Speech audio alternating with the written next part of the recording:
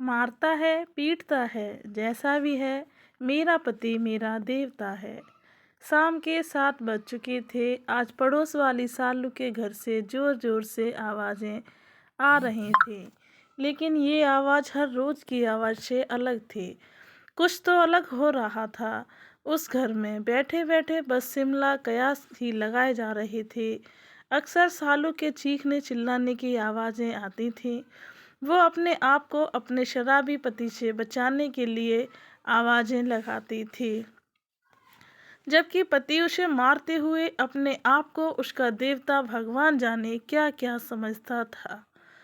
जब शिमला से बर्दाश्त नहीं हुआ तो उसने अपने घर के बाहर निकल कर देखा तो शालू के घर के बाहर भीड़ इकट्ठी थी, जबकि सास वहां खड़े लोगों से मदद मांग रही थी। कोई तो बचाओ, उसे यहाँ खड़े खड़े क्या तमाशा देख रहे हो? कोई तो मेरी मदद करो। क्या हुआ अम्मा जी, काहे शोर मचा रही हो? अचानक शिमला ने पूछा। अरे शिमला बिटिया, अच्छा हुआ तो आ गई। बचा ले आज तुम मेरे बेटे को। बचा ले अम्मा, शायद आप गलत बोल रही हो। बेटे को नहीं, मेरी बहू को बचा ले। आप यही कहती थी? शिमला ने जवाब दिया। उसकी बात सुनकर अम्मा बोली, अरे ना शिमला, आज बहू को नहीं, आज तो मेरे बेटे को ही बचा ले। आज तो मेरी बहू पर काली माता सवार हो गई है। देख कितनी बुरी तरह से मेरे बेटे को मार रही है। तुझे तो वो भाभी जी कहती है, शायद तेरी ही बात मान ले। मेरी तो वो आज सुन भी नहीं रही है। मेरी देवी जैसी बहू को आज पता नहीं क्या हो गया है। अम्मा की बात पर शिमला को यकीन नहीं हुआ, पर अंदर से आ रही बचाओ बचाओ की आवाज़ें तो पुरुष की ही थी, या फिर यूं कह सकते हैं कि मोहन की ही थी। आखिर शिमला अंदर गई तो वाकई नज़ारा बदला हुआ था। सालू पर वाकई काली माता सवार थी। बाल बिखरे हुए, साड़ी का पल्लू कमर में खोसे हुए, पूरी काली माता लग रही थी। जिस लठ से पति हर रोज उसे मारता था, उसी लठ को लेकर अपने पति की अच्छी खासी धुलाई कर रही थी और साथ ही साथ बोले जा रही थी, तू और देवता, तू तो इंसान कहलाने के लायक भी नहीं है। आज तुझे न छोड़ने वाली मैं। मेरे सीधेपन का बहुत फायदा उठाया है तूने। समझता क्या है अपने आप को? बीवी हूँ तेरी, तेरे घर की नौकरानी नहीं कि तू जो अपनी मर्जी में आएगा वो करेगा। तब तक अम्मा जी शालू के सामने आकर गिड़गिड़ाते हुए बोली, अरे शालू, तू तो देवी है। अपने पति की कितनी सेवा करती है, उसके लिए कितने व्रत और उपवास करती है, उसे देवता का स्थान देती है, और तू ही आज लठ से उसे मार रही है। अम्मा जी, पत्नी देवी तब तक होती है जब तक पति देवता होता था, पर आपका ये राक्षस बेटा तो मेरी छाती पर सौतन लाकर बिठा दे रहा है और मैं इसे देवता मानकर पूजती रहूं। काहे अम्मा जी, हाथ पैर तोड़कर न बिठा दूं? उसे कहती कहती शालू लठ लेकर मोहन पर वार करने लगी, तो शिमला ने आकर उसे रोक लिया। अरे बस कर सालू, कितना मारेगी? देख मार मार के सुझा दिया उसको तूने। आखिर बात क्या हो गई? तेरे लिए तो तेरा पति देवता था ना, फिर आज क्यों मार रही है उसे? देवता ये राक्षस और देवता मैंने इस जैसे निकम्मे इंसान को भी अपना देवता माना, अपने सिर आंखों पर बिठाया, इसकी मार खाई, पर हमेशा ये सोचकर चुप रह गई कि कम से कम इसके नाम का सिंदूर तो मेरी मांग में है। कम से कम मैं सुहागन तो हूँ। ये मुझे कितना मारता था, फिर भी इसके परिवार को अपना मानकर हमेशा मैंने अपनी जिम्मेदारी निभाई। लेकिन ये मेरी छाती पर सौतन लेकर आ गया और लाकर उसे मेरे ही कमरे में मेरे ही बिस्तर पर बिठा दिया। ऊपर से डंके की चोट पर कह रहा है कि उससे शादी करूँगा। कहते हुए शालू की आंखों से आग बरस रही थी। आखिर गलत भी नहीं कह रही थी। कितनी बुरी तरह से मोहन मारता था उसे, पर फिर भी उसे सिर आंखों पर बिठाए रखती थी। और ये तो शिमला ने उस दिन अपनी आंखों से साक्षात देखा था।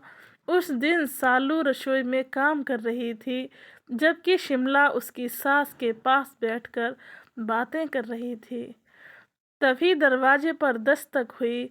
इस समय कौन आया होगा? काम भी नहीं करने देते हैं। हमेशा काम के समय ही कोई न कोई आ जाता है। कहती कहती शालू ने जाकर दरवाज़ा खोला तो उसके सामने मोहन खड़ा हुआ था। खड़ा क्या था, लड़खड़ा रहा था। ना आंखें पूरी तरह से खुल रही थीं और ना ही पैर जमीन पर टिक रहे थे। पूरी तरह से शराब के नशे में धुत था।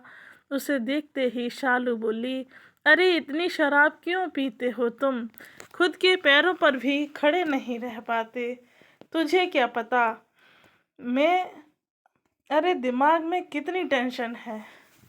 मोहन अपनी लड़खड़ाती जबान से बोला, टेंशन तो मुझे भी होती है।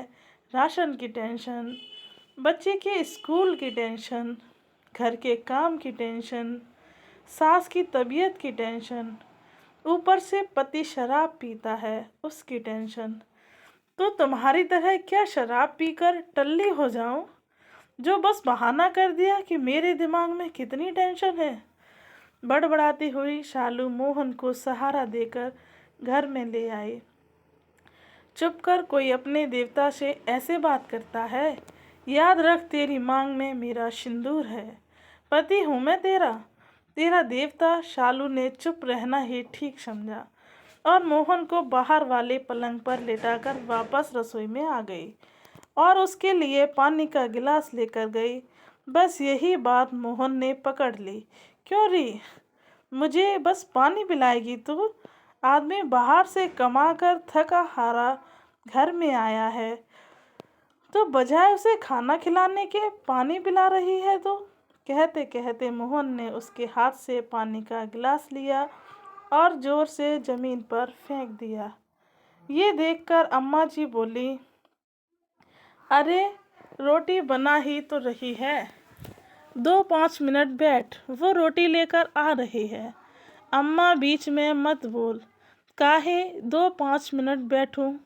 इस घर में इसे रोटी बनाने के लिए ही तो लाया हूँ, मुफ्त की रोटी खिलाने के लिए नहीं। अम्मा की बात सुनकर मोहन भड़कते हुए बोला। ये देखकर शिमला तो वहाँ से जाने को हुई, पर इतने में मोहन लठ उठाकर सालू को पीटने लगा। शिमला तो ये देखकर हक्की बक्की रह गई, जबकि अम्मा जी उसे अपने बेटे के कोप से बचाने की कोशिश करने लगी। तो उसने अम्मा को ही धक्का देकर एक तरफ कर दिया। किसी तरह सालू ने भागकर रसोई का दरवाज़ा अंदर से बंद कर लिया, लेकिन मोहन वो तो रसोई के दरवाजे को ही पीटे जा रहा था, जबकि शिमला ने कभी अपनी ज़िंदगी में ये सब नहीं देखा था। तो उसे समझ नहीं आया कि वो करे क्या आखिर। थक हार कर मोहन खुद ही पलंग पर आकर गिर गया। थोड़ी देर बाद जब शांति हुई तो शालू ने खुद ही दरवाज़ा खोल लिया। शिमला ने कुछ मदद के लिए कहा तो शालू बोली, आप रहने दो भाभी जी, ये तो इनका रोज का है। अब बस हम ही खाना खाकर सोएंगे। शालू ने इतनी आसानी से ये सब कह दिया कि शिमला को कुछ समझ नहीं आया। वो चुपचाप अपने घर आ गई।